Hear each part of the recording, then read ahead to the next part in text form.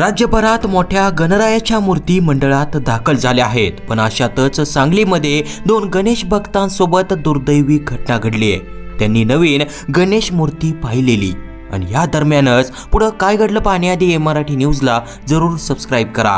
गुरुवारी सायंकाळी 5च्या सुमारास हा प्रकार घडला।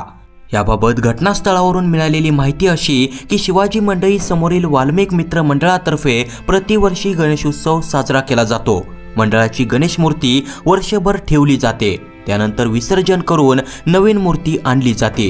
गत वर्षाची गणेश मूर्ती विसर्जन करण्यासाठी मंडळाचे कार्यकर्ते जुनी मूर्ती घेऊन विसर्जन करण्यासाठी सरकार घाटावर सायंकाळी 5 वाजता आले होते। तेव्हा जवळपास 4 फुटाची मूर्ती घेऊन 6 जण नदीपात्रात उतरले।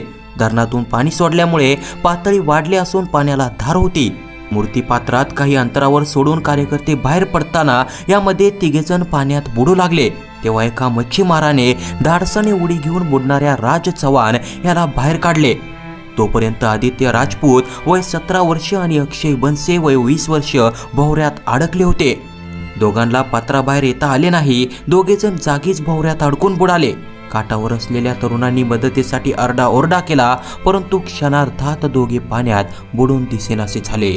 दोघे युवक बुडाल्याचे समजताच महापालिका अग्निशमन दलाच्या जवानांनी धाव घेतली।